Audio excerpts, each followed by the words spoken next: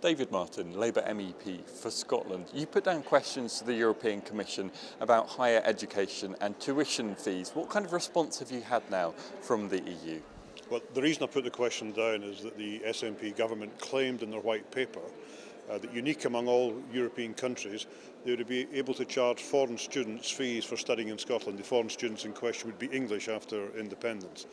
Most of us realised that was a nonsense, but what the Commission have done in their answer is make it very clear that there is no case anywhere in the European Union at the moment of countries charging fees for students coming from a third country within the European Union. So there is no prospect of the Scottish Government, in the case of independence, being able to charge English students fees and staying within European Union law. What does that mean then in terms of this argument? Does it take things on a bit in your view? Well, it means they have to get real in terms of their policy. There are something like 5,000 English students studying in Scotland every year. The total fees that they currently pay vary but run around £36,000.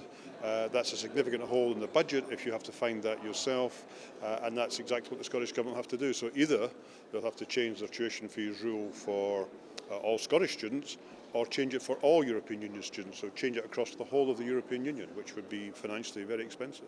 And I'll ask you in a minute what your advice would be to the Scottish Government on what they should do in such a scenario. But first of all, I wanted to get a sense really of how this is different to elsewhere in Europe. In this response, the European Commission say that there is no existing country anywhere in Europe where they charge students from one country and not from another. So there's no precedent really for the Scottish Government here. No, there's no precedent at all for charging tuition fees for students coming from another country. And what the SNP seem to fail to grasp, if we become independent, we are another country. That is, if we're able to stay in the European Union, which of course is the first fight, but if we are able to remain in the European Union, then we cannot discriminate between nationalities. And the English would have to be treated, and rightly so, exactly the same way as the French, the Spanish, the Italians, the Greeks, and so on. At the moment, because the United Kingdom is a member state, European Union law doesn't apply within the member state, so devolution allows Scotland to charge tuition fees for English, Welsh and Northern Ireland students, but not for Scottish students. And bizarrely, if you live in Northern Ireland, you pay fees in Scotland, but if you live in Dublin, you don't. So then what would be your advice to the Scottish Government if we end up with an independent Scotland and they're looking at whether or not to charge tuition fees and what to do about this question?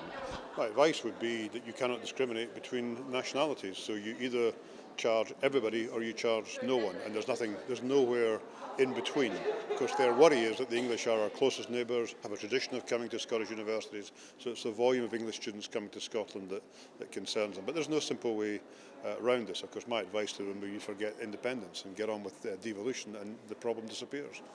It is a huge financial concern for Scotland already, the fact that other countries don't have to pay fees. Is there any kind of middle ground? Is there any way of solving that problem, or how would you handle tuition fees if it was down to you? Well, we have said that we would prefer a graduate tax as a Labour government, and we think that's fairer, and that would apply again to all students. You cannot discriminate between European Union nationalities, so any policy has to apply evenly across all of the European Union students.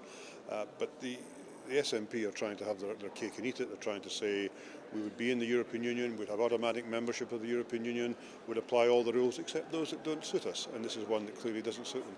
Now, another referendum topic in the news today is the expected speech from George Osborne, where it's thought that he's going to refuse the idea of having a currency union between an independent Scotland and the rest of the UK.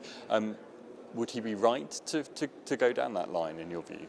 Well, in a sense, that's up to him, but I can understand why, as someone who would then, post-independence, be speaking for the rest of the United Kingdom, why they wouldn't want to take on Scotland's economic problems if we did had any problems, but why should a UK government bail out Scotland in terms of a stable monetary system, stable interest rate and so on, and take the risk attached with that? Because you'd have a position where Scotland could, and look at what's happened to the euro, Scotland could spend what it wanted and England would have to bail Scotland out. And if I was an English Chancellor, I wouldn't be going down that route. What options would that then leave the Scottish Government if a currency union is not on the table? Well, they've got three options. They could still use the pound in the way that Panama uses the US dollar. It has no say over the policy, no influence over it, and simply we're just a user country which has its major problems. We'd be totally at the whims of the United Kingdom economic policy, the rest of the United Kingdom economic policy. Or we could have the groat, our own currency, which I think would be dangerous. Because Scotland still has oil, it would be overvalued. It would probably kill off our manufacturing industry because we'd find it difficult to sell to the rest of the world without overvalued currency. Or we can adopt the euro. And that used to be the SNP's policy until the euro became unpopular, and the SNP hate anything that's unpopular. So would the question of the euro is, of course, also still open. Of those three options, those three scenarios you've just laid down, what possible position would you advise Scotland to take in this situation? Well, again, my advice would be don't get in that position. I just don't see any reason for going down the independence route. We are part of the United Kingdom. More than in any other area, we've proven we're better together, stronger together. If you go back to the banking crisis of 2008, there's no way Scotland could have financed rescuing the banks, but the Bank of England came to the rescue of the Scottish banks in the way it rescued London-based banks as well. We have the strength of being part of a strong economy, and that's the route I would suggest we stay with. And just finally, on the question of the euro, in your opinion, would an independent Scotland have to join the euro currency anyway? Well, the other challenges that the SNP face, which their white paper on all of this, which is just full of assertions and assumptions and arrogance, frankly, imagines all these policies disappear. But if we apply to join the European Union after independence, the current treaties say you have to accept the euro. They say you have to be part of the Schengen area. They say you have to charge tuition fees for students coming from out with your country, and so on. And none of this can just be wished away. Some of it could be negotiated in accession agreements, and my own personal view is that we wouldn't have to join the euro, and we probably wouldn't have to join Schengen, but we wouldn't get that signed off overnight. That would take months, if not years, of negotiation.